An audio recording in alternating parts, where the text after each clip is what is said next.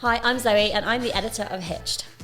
Hi, I'm Nina. I'm a wedding consultant. I specialise in on-the-day coordination. I've got about 20 years of experience in events. I'm on 11, so I'm catching up, right? Yeah. And we're here to tell you, we're at the lovely Zetter Townhouse in Clerkenwell. Have a look at this beautiful surroundings, and we're here to tell you what not to do when planning a wedding. So where do we start? There's so much to say. Well, let's start at the beginning. Start at the beginning. What do you not do when you're setting your wedding budget? Let's think about that. Not set one? Oh no, you don't not set one. Right. You not set one. Do not set a wedding budget, okay? I think the most important thing to do when you are starting to plan a wedding is know roughly what you want to spend, right? Exactly that. You've got to. Okay, so do not start wedding planning without knowing how much you want to spend. Yes, and I should say that at Hitched, we found the average cost is around £18,400. Okay. But I would say as well, that's an average. And it's a variable. Yes. That's the thing, right? So when you're looking at wedding planning, you've got to look at what's important to you. Exactly. Where you want to spend your money. Like, make sure you prioritize on things that are important to you, because then you won't resent any of the money that you're spending. But you've got to look at how many guests you're having, what kind of food you're having, how many days is this wedding taking on, how many events were part of this wedding. Okay, then look at whether that budget's going to fit that. And you have to then move your expectations to fit what you want to spend. And how do you set your expectations? I'm asking a tough question here, but you've been to a lot of weddings. How do you set your expectations? Think about what is important, right? Yeah. Prioritize. So if food is really important to you, then that's where your money might go more. If you're like, actually, I don't want anyone to be hungry. No one wants to be hungry at a wedding. I don't want people to be hungry, but I don't want it to be the be all and end all. Actually, flowers are really important to me. Then there you go. So think about what it is that you want to prioritize, who's important to you, and the guest list. That's a big one. Very big. Once you've worked out your guest list, a lot of it will be dictated by that. Yeah, because a lot of venues, they charge per head. Yeah, some of them do. Yeah, so you need to think about how many people are you going to invite, and you need an A list and a B list. You do. Yes, because, I think when you're planning your guest list, you could look at a venue will say, yeah, we've got capacity for 80 people. You think 80 people, that's loads. But when you start tallying up... So you do this, don't you, Zoe? I do this, yes. So when I can't sleep, I tally up my own wedding guest list and I think about where they're going to go. You can count sheep, but I count wedding guests. It's what happens when you have been in weddings for a really long time. I feel like that your wedding's just sporing you to the fact that you're falling asleep. No. It's very interesting. And, sometimes there's a little bit of drama because you think, oh, I don't know if I could sit those people together, actually. Yeah. Because, they had a thing with them and, there's all the drama. You have to consider the drama. Step families, all of those kind of things. So it's a big thing. So one of the things after you've set your budget is looking at your guest list. Yes. Okay. So making sure that you have a really realistic idea as to who you're going to invite. You can have a really VIP list of these are the people I'm not getting married without. And then, it is quite common sometimes to have evening guests as well. Is that going to be an option for you? If so, you're looking at a venue that will be able to have evening guests in the evening. How's it all looking? Because all of these smaller things will dictate the overall picture. So once you've got your guest list, you're then going to have a better idea of your venue. And in terms of how to plan your guest list, I think it's really important that you sit down together and you list these are my must-haves, my non-negotiables. Yeah, definitely. Don't just one person do it. No. Oh my God. When you're planning your wedding. Not to do. So first of all, communication is really important when you're planning your wedding with you and your partner.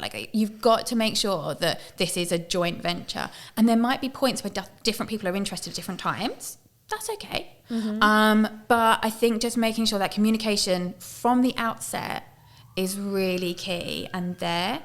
So I think that people work in different ways. So you might kind of have 3 options of something and bring that to the other person, and then they might be like, okay, well, I like B. Right? Yes. Or you might kind of say, actually, I'm really not fussed about flowers. You go ahead, do what you want with flowers, and let me know what you've decided. And so long as you set those expectations at the beginning, I think that's really important as well. What not to do is expect the other person to be involved in every small, minute decision if they've already highlighted that that's not something that they're interested in or is important to them. So what I think you're saying here is you've got love languages, but there are also wedding languages. Yes. So you need to know your partner's wedding language. You need to know your partner's wedding language. You also need to know their love language as well. Yes. But that's you should already know that by the time you're getting married. Whole different podcast. And if not, there's an article on Hitched. So there you go. I would say, look, communication is really key, but just knowing what they want from the wedding planning journey will just make that so much easier and smoother for you. So communication is really key. We've got a guest list being really key, and we've got money being really key. It's kind of almost like relationship counselling here. It is. And I think, you know, if you've ever tried to order a takeaway with your partner, you will kind of know how to plan a wedding with them, because I know that I get very hangry, and I know if I'm ordering a takeaway with my partner, I need to give him about 5 hours notice of what's on the menu, because he takes a long time. He likes to do his comparisons, read his reviews, and I'm like, order it now. So yeah, I think if you have that idea of what they're like at a restaurant, what they're like ordering food, you kind of know how your planning setup's going to go. Yeah, I agree with that to an extent. Okay. But I do think that we take on different personas when we plan a wedding sometimes. You know, the whole bridezilla, groomzilla thing. That's a banned word. I know. We don't use that term. It came about because different things became important to people. Yes. Right? And that's why it came about. I don't agree with it. It's not right, you know. But that's how it came about. So although that is absolutely true, just remember that when you're planning your wedding, and it is a big thing for a lot of people, that different things become important and to communicate them. Exactly. Communicate them. And then, I think the problem with that whole bridezilla trope is that people just weren't listening. No. People were trying to say what they wanted. Maybe they weren't communicating the right way, and people weren't listening. And actually, we need to be better at listening and better at communicating. Which leads me on to one of my last ones as well. Yeah. Please, when you are wedding planning, do not try and please everybody. Yes. It's impossible. Like, it's literally impossible to do that, so don't try. And also, it shouldn't be about everybody. It's about you and your partner. That is who it's about. And I think that is what I tell so many couples. There's no should do at a wedding. There's no must do. I used to say the only thing you have to do is sign the paperwork, but actually you don't even need to do that on your wedding day. You can do that at a different time. Yeah. You can make it legal if you want to. Yeah, exactly. But no, I think that trying to please everybody all the time for your wedding is, like, it's so impossible that you almost lose sight of what your wedding day is about. Yeah. So yeah, what not to do at your wedding. Please everybody, because it's impossible to do. But that doesn't mean that you don't respect and take on the important opinions of those that are close to you. Yeah. Please do not have too many chefs. That's not good. But understanding that people have done this, been there, got the t-shirt, maybe several times, but they do understand what having a wedding day is about. So it's interesting and good to learn, but make sure you don't lose priority of what's important to you. So we talked a bit there about guest lists, right? Yeah. What not to do when planning a wedding when it comes to who to have in your wedding party. That's like next level guest list, isn't it? Top tier. Okay. So we're talking about the VVVIPs, right? Mm-hmm. Okay. My big one here. Do not make any rash decisions. Yes. Okay. First of all, enjoy being engaged. Yeah. The announcement, the party, whatever it is, okay? Enjoy all of that. People congratulating you all the time, things like that. That's really important. Let the dust settle. Who's still asking you about your wedding? Who's still excited? Yeah. If Honestly. they're bored now, they are not going to be helping you 12 months down the line when you're tearing your hair out about whether you want to have carnations, peonies, David Austin roses. They're not going to care. You need people who are really excited for you. Yeah. That excitement's got to have some longevity. Yes. Okay? So just because they've known you since you were 2, but they now live in the Atlantic, like, that might not be the best person, because you might need more support about that. Which also brings me on to the, like, morning of the wedding. So that's something to consider this early on. Yes. Do you want a party? Do you want it like Ibiza in the morning? Do you want a full-on rave? Do you want to bring that energy? Is it all go, go, go from 7 a.m? What's your vibe? Exactly. Or do you want something chill? Do you want something zen? What kind of vibe do you want in the morning? And bring those people to you in the morning. They're the people you want around you that are going to give you that energy. You don't want people who are stressing you out. And I think it comes not just morning of the wedding, but your pre-wedding celebrations as well. Because who you have in your wedding party are going to determine what pre-wedding celebrations you have, whether that's a hen, stag, fox, sten, whatever you want to call it. These people, you've got to trust them with that. Yeah. Like you do. People want to plan their own. Don't do that. Let your friends are excited to do this for you. Yeah. But you've got to trust them and pick the right people for the right vibes, you know? Exactly that. So it is really important. Think about those decisions. And also, don't feel any pressure. And this brings us on to, like, a little bit along the please don't please everybody. But also, do not feel any obligation. Yes. right? Just because they had you as their maid of honor or bridesmaid, 3, 4, 5, 10 years ago, done. Things change. Yeah, absolutely. Please don't feel that you have to then ask them because you did a reading at their wedding doesn't mean they've got to do a reading at your wedding. We're not playing tennis. Yeah. Ping pong? No, not even. Okay.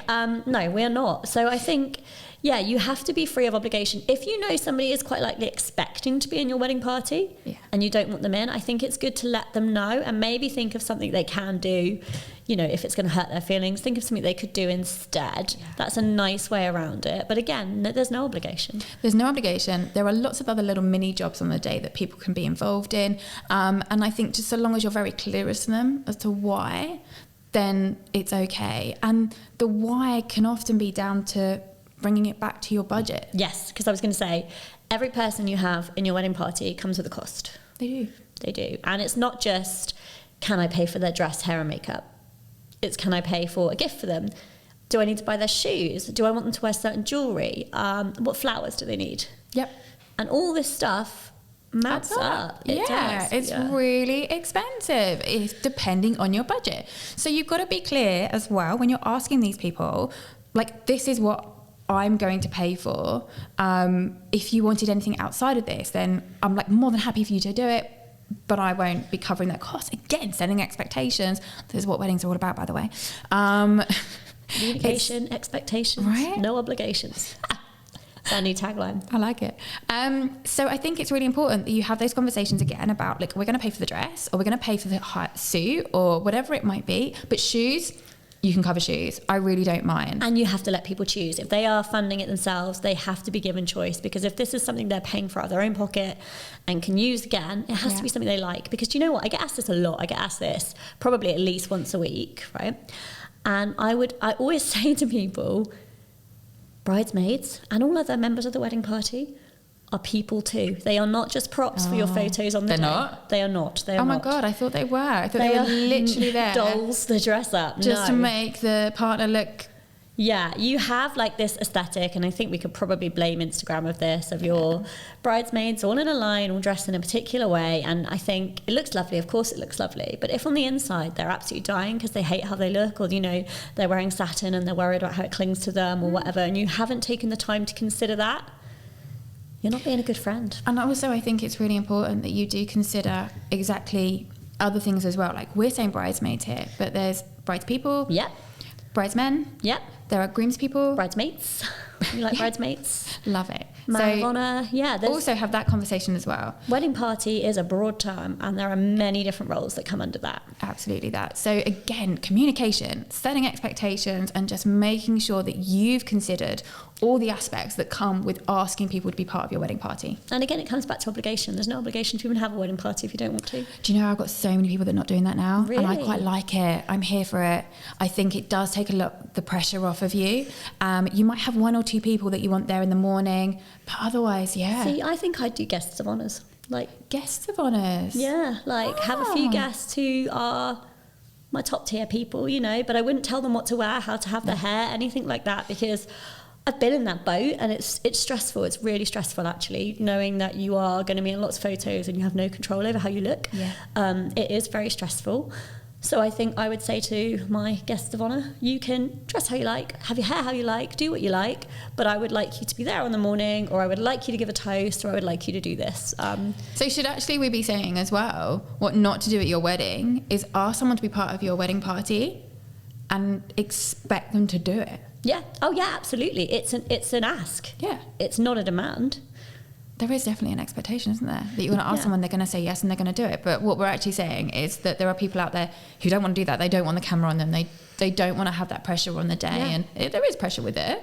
There's no denying that. So yeah, good point. And it even comes down to inviting people to be a guest. People don't have to say yes, and there are a million reasons why someone might say no. They might be busy. It might be that you've said no children. I'm opening a can of worms. Yeah, we'll come back to that. But, and for that person, it might not be doable, and they might choose not to come, and it's not a personal thing. Yeah. But it is just an invitation. Yeah. It is not an order. I think we need to make sure that we remember that and don't take it. I think when you're planning a wedding, you can get caught up in it and things can feel personal. Yeah. But what not to do is take things personally.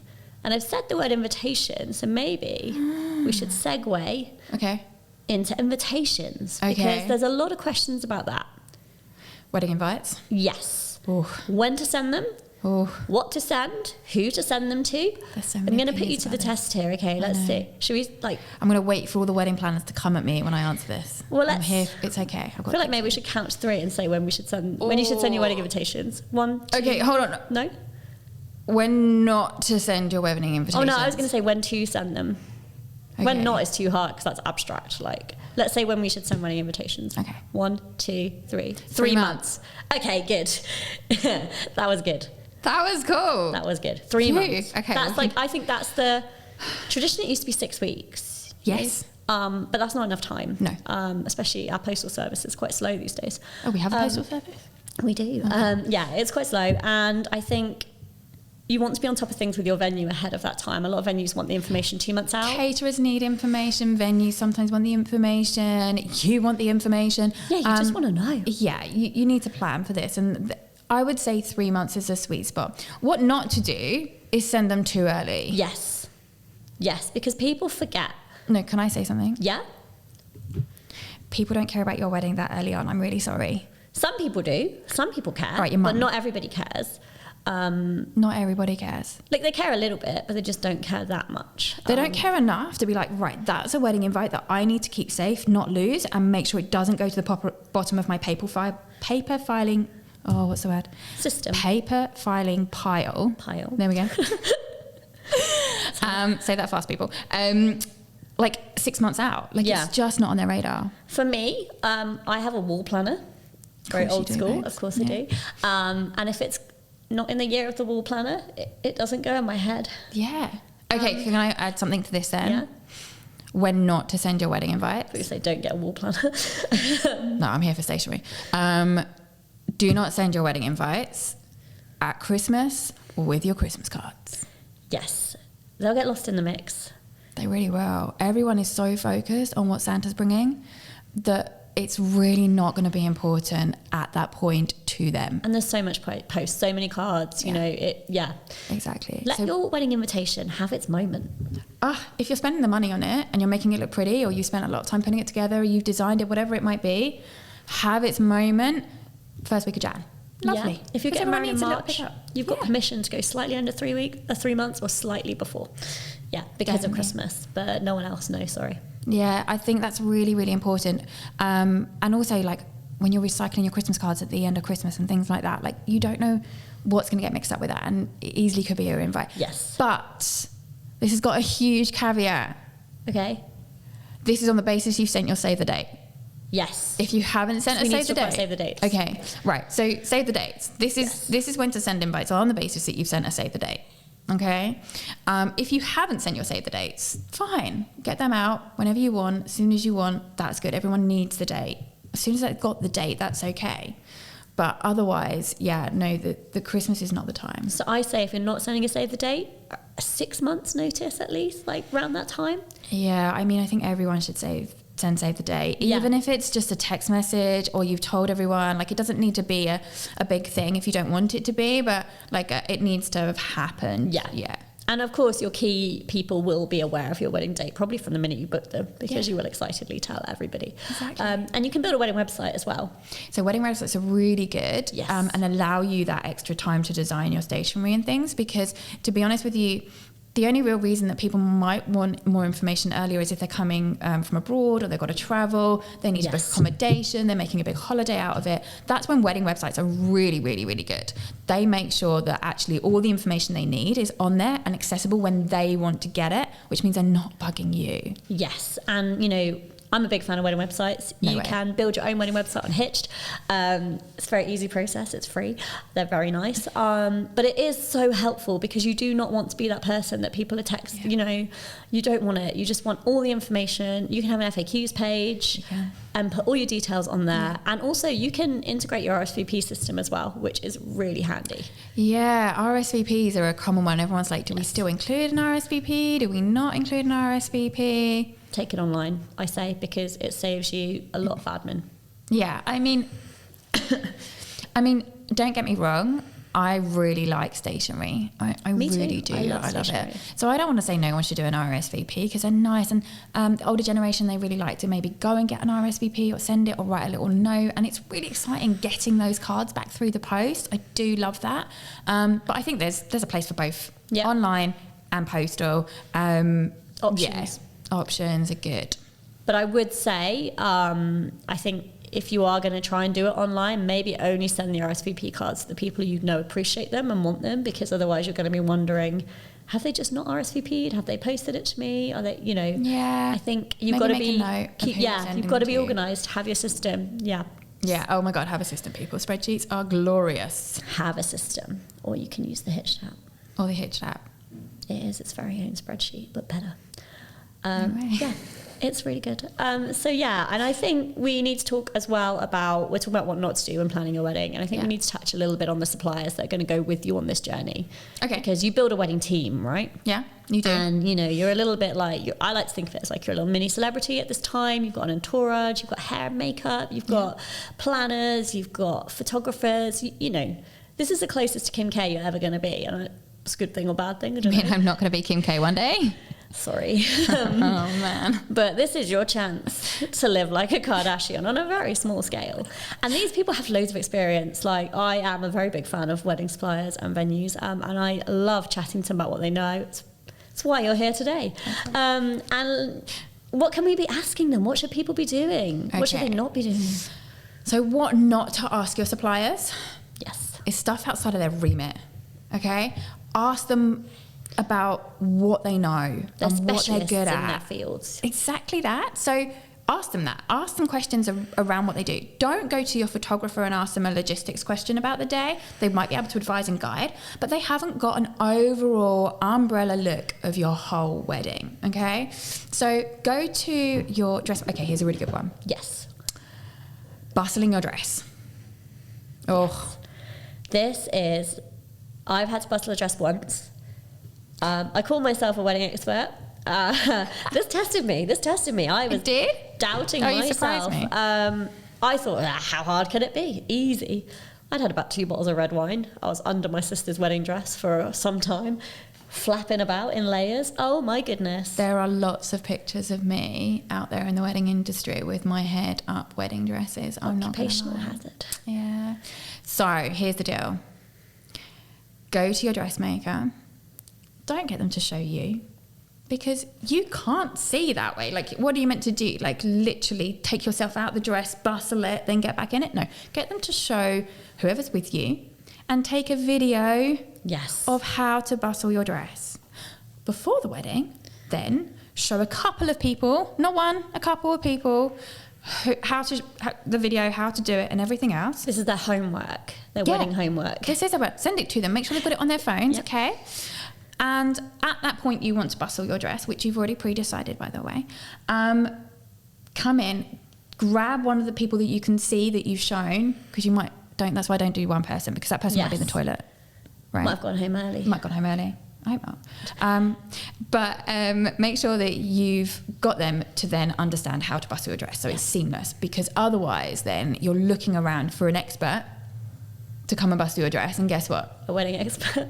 Guess what? The wedding expert doesn't know. The dressmaker isn't there. Really you're not there. I might not be there. Like, yeah. And every dress is different. So everyone's like, "Can you bustle my dress?" And I'm like, "Yes." But then every bustle is different, and I'm like, "Oh, this might be this one, or it might be this one, or I'm gonna make this up a little bit and hope for the best." And I guess bow ties are going to be in the same vein. Oh, gents, please look on YouTube, learn how to do a bow tie. Or a tie, because some of us haven't had to do one since school. Yeah, if a tie or bow tie is part of your wedding outfit, no matter, pocket square. Janelle Monáe rocks a bow tie, she knows. Can we please practice this before the wedding day? Wedding homework. Oh my God, such big wedding homework. Because also, not just you, but all of your wedding party that will also be wearing a tie, a bow tie, a pocket square, whatever it might be, because we need to make sure that everyone knows, and there's not just one person who then has to do everybody's. Okay, yeah. Big one. It is, and I think there's other questions you can ask, like your makeup artist as well. don't ask her how to bustle the dress, but what do we need to be asking makeup artists? What's she using on the day? Yes. Right? So we've got to make sure that on the day you know what lippy she's going to be using, because you're probably going to want to buy it. So you can then touch up during the day. You're going to be wanting to know about the kind of skincare that you're going to need to do beforehand and the lead up to the wedding. You're going to know what kind of type of makeup she's using so you're not allergic to it, things like that. So do your homework, but also to say that any decent hair and makeup artist would also be having these conversations with you. This should be part of what they're talking to you about before your wedding day. Yes, and I think as well, one thing I often advise people is just to chat to your band or DJ ahead of time. Mm-hmm. And DJs and bands often say to me they don't want a wedding playlist. They don't need a wedding playlist because they're pros. They know what's going to get people on the dance floor. So do not give your wedding DJ or band a playlist. That's what not to do. But what you should do is give them a do not playlist. Oh my God. So thank you for saying this, because I completely agree in that you've hired them for a reason. Let them do their job and allow them to read the room, right? Because they can see who's on the dance floor. They can see who they should be catering for. You can't. So let them do their job, but also tell them you absolutely can't stand Britney Spears. I don't. No, I really like Britney. I'm sorry I said that. But some people might not want Toxic. I don't know. That's my favourite song of all time. I literally think that is the greatest, but we're getting sidetracked. Greatest song ever. That'll be my first dance. Just so you know, I was at Top of the Pops when she did Toxic. Front row. Anyway. So do not ask for Toxic. Okay, but there could be another song. I would say, for example, say your partner's ex is called Caroline. You don't want to be early in the evening dancing away and suddenly, sweet Caroline. Oh no. Oh God. It's just all like little things like that. And you don't have to tell people you've done that because, you know, it's a bit petty, but I personally wouldn't like that. Okay. So, and one more with that one. Yes. Do not cater the music for your music tastes solely. Yes. So I had a couple once who were really into heavy metal and they wanted a heavy metal band. And we had to have a whole conversation about whether their grandma likes heavy metal. A little bit of heavy metal. Again, you know, you can cater. You're catering to yourself primarily. Yeah. But yeah, you want your guests to enjoy themselves because they're your guests. And when you invite someone to be your guest, you're hosting them and their happiness, enjoyment is on you. And you don't want people to leave and think, wow. You want to end on a high for everybody, and that's really important. Yes. Yeah, you consider and then also introduce your likes and dislikes. So we're talking about ending on a high. Yeah, I feel like we got a lot of stuff in there. Good. And then we can talk about episode 2, where we're going to talk about the wedding morning itself, because we've basically discussed how to plan a wedding there. We did it, or how not to plan a wedding. How not to plan a wedding. But we did it all. We have gone through quite a lot. I think the problem is that there's so much more we can say.